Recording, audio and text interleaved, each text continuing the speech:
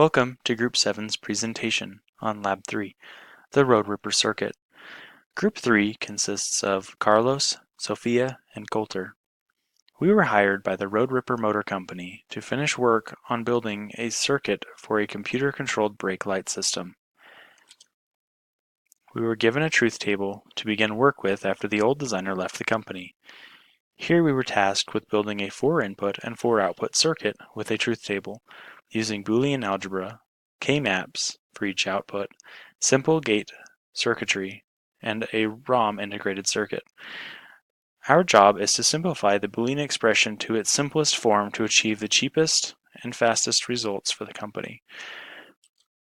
Shown here is the truth table that we were given. Our 4 inputs are stop for depressed brakes, left turn signal, right turn signal, and clock for generating blink. Our 4 outputs are left front, left back, right front, and right back. For each of the high clock inputs, the high outputs will blink on and off. We utilized K-maps and Boolean algebra to minimize the original expression for each output. Left front is activated by high clock and left signal.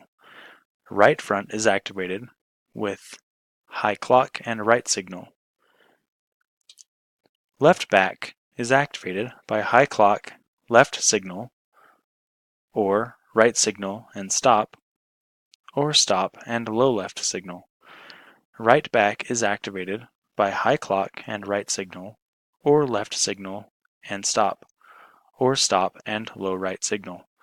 Highlighted with color are the essential prime implicants for each K-map. Below, you can also see the minterm expressions derived with each K-map. Next, we see our presentation in Logisim, putting all the previous work together with 6 2-input AND gates, 2 3-input OR gates, and 2 inverters. This same logic can be implemented using a read-only memory integrated circuit, also a ROM circuit.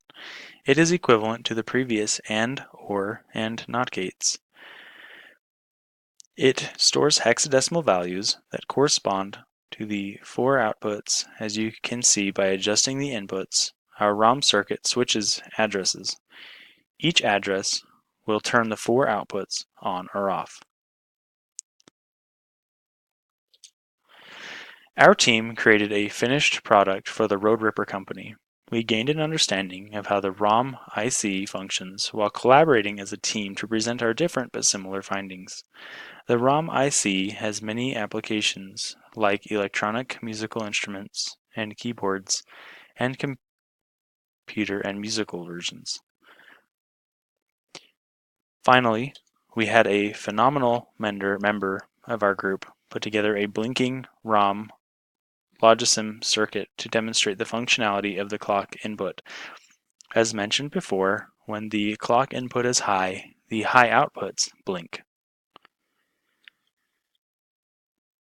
Thank you for watching our presentation. We hope you enjoyed it.